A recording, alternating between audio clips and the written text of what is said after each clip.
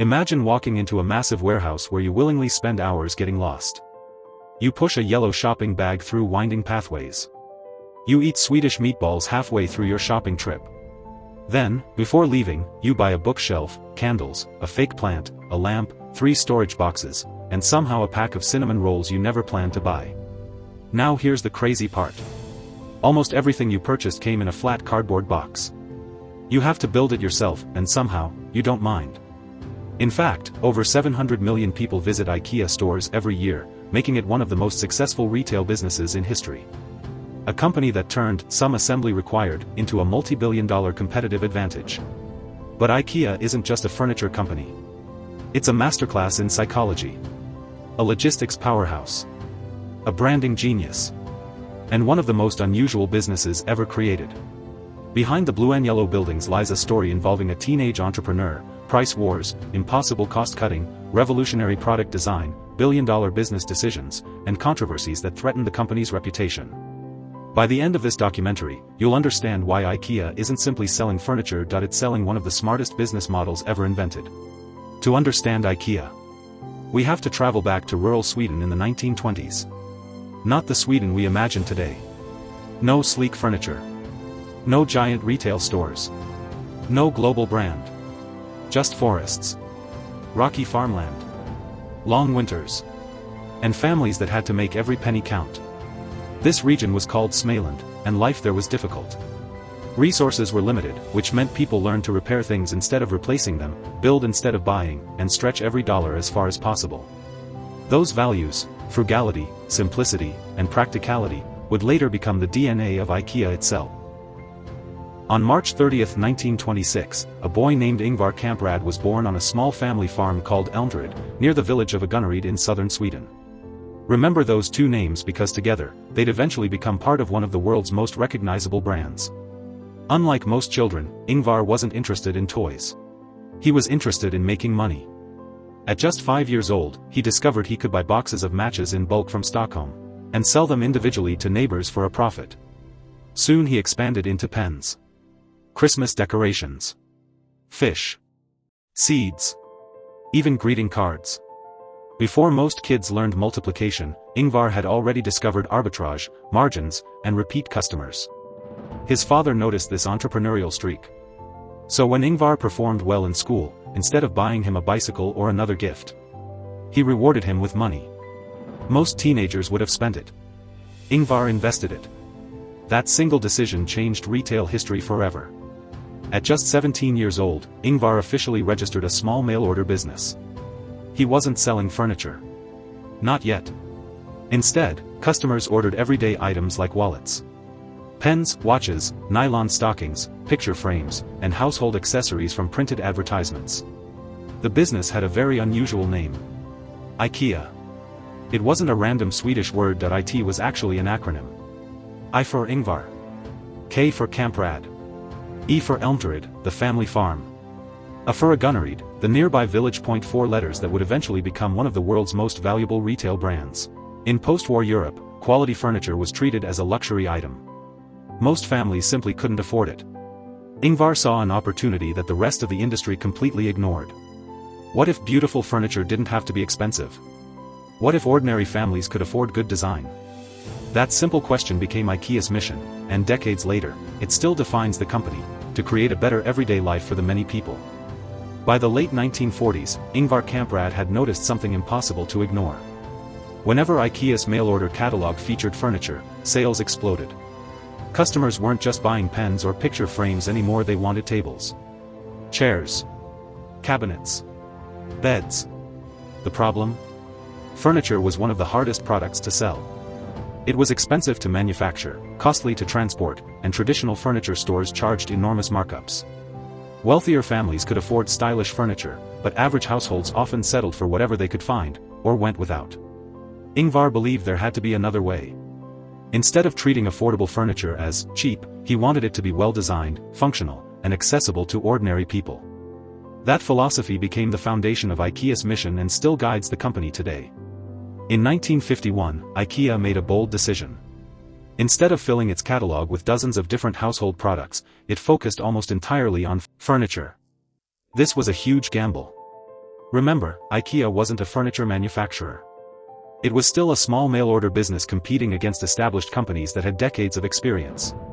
But Ingvar understood something that many retailers didn't. People don't buy furniture because they love wood. They buy it because they imagine a better home. A better family dinner. A more organized bedroom. A comfortable place to relax after work. IKEA, bad idea! IKEA, bad idea!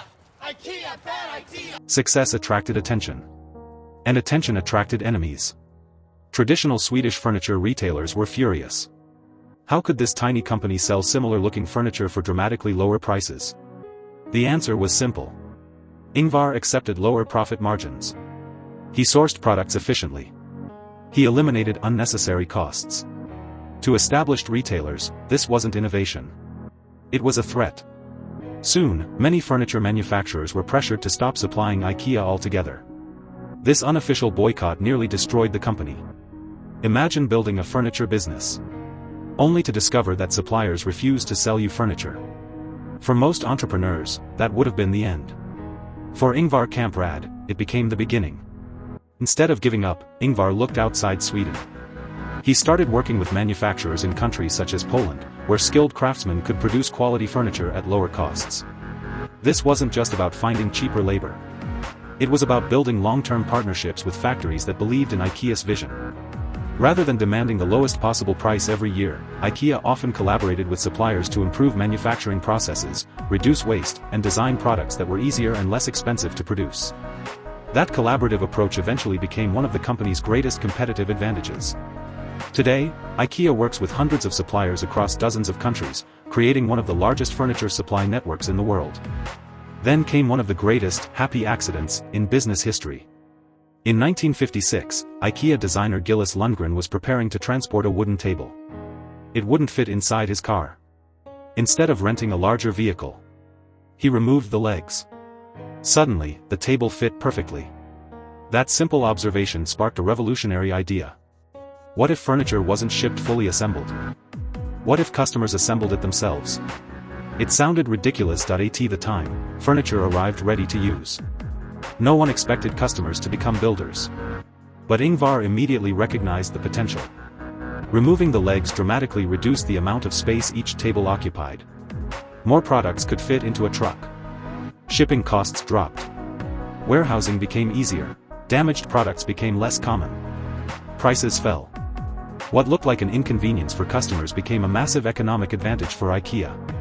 Most people think assembling IKEA furniture is simply a way for the company to save labor costs. That's only a small part of the story. Flat-pack furniture transforms almost every stage of the business. Factories can stack more products together. Trucks carry more items per trip. Warehouses store more inventory. Stores display more products. Customers can transport purchases in their own cars instead of paying expensive delivery fees. Every one of those savings adds up. Instead of keeping the extra profit, IKEA's strategy has long been to pass much of those savings back to customers through lower prices.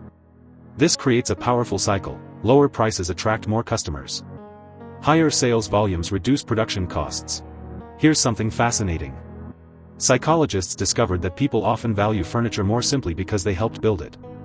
This phenomenon became known as the IKEA Effect. Even though assembling a bookshelf can be frustrating, the effort creates a stronger emotional attachment. When people invest time and work into something, they subconsciously feel it's more valuable. Researchers later demonstrated this effect in behavioral studies, and the name stuck because IKEA's self-assembly model became its most recognizable example. Mail-order catalogs could only go so far. Customers wanted to see, touch, and compare furniture before buying. So in 1958, IKEA opened its first permanent store in Älmhult, Sweden. But this wasn't a typical furniture showroom.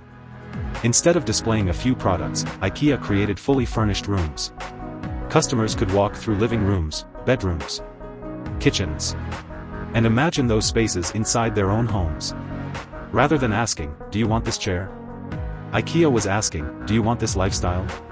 That idea would later inspire showroom designs around the world and become one of the company's signature retail experiences. Halfway through your shopping trip, something unusual happens. You smell food. Fresh cinnamon buns, coffee, hot meals. Swedish meatballs. At first glance, it seems strange, why would a furniture company operate restaurants? The answer is simple. Longer visits generally lead to higher spending. Shopping for furniture can be physically and mentally exhausting. If customers become tired or hungry, they're more likely to leave before completing their purchases. By offering affordable meals inside the store, IKEA gives shoppers a reason to take a break instead of heading home. Once they're refreshed, they continue shopping. The restaurants also reinforce IKEA's Swedish identity, turning a furniture trip into a memorable experience rather than just another errand. Interestingly, IKEA's food business has grown into a significant revenue stream of its own, serving millions of meals every year while supporting the overall retail experience. After customers leave the showroom, they enter one of the most profitable sections of the store. The marketplace. This is where you'll find candles, kitchen tools, storage containers, plants, blankets, picture frames, glassware, and hundreds of inexpensive everyday products. These items often cost just a few dollars. That low price makes buying them feel almost effortless. A customer who came to purchase a $300 sofa may think, what's another $5 for these candles? After browsing beautifully designed rooms, customers finally arrive at what looks more like a logistics center than a retail store. Towering shelves. Thousands of flat-packed boxes. Rows labeled with aisle numbers and bin locations. Instead of waiting for an employee to retrieve products from the back, customers collect their purchases themselves. This self-service model dramatically reduces labor costs. It also speeds up inventory movement. Products go directly from supplier to warehouse to customer, with fewer handling steps than traditional furniture retailers. Behind the scenes, IKEA combines sophisticated forecasting, global sourcing, and efficient warehouse operations to keep popular products in stock while controlling costs.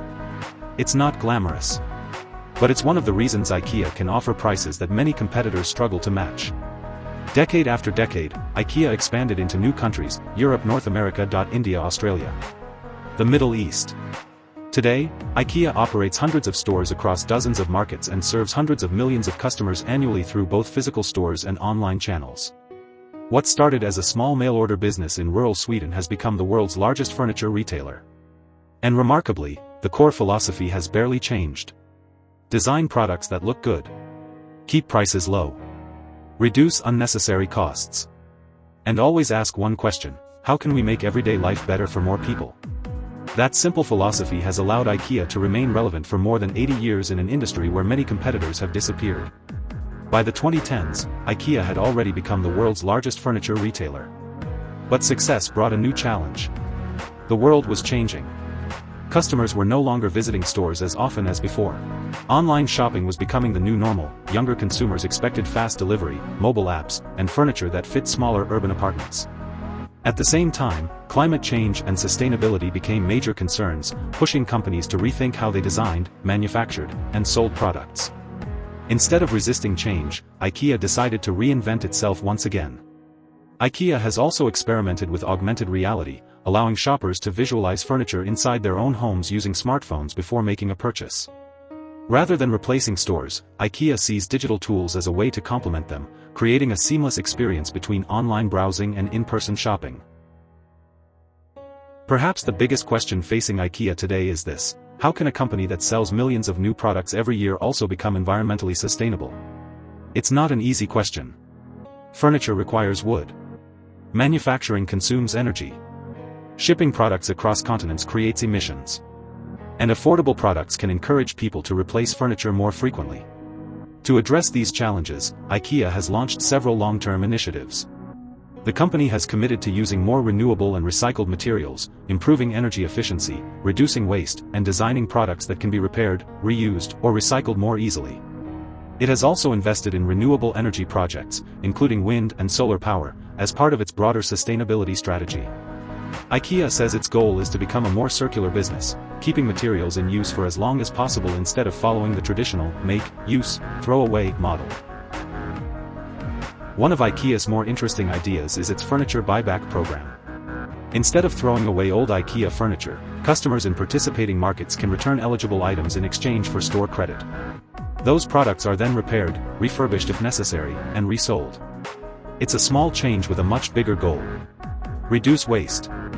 Extend product life. Encourage customers to think differently about consumption.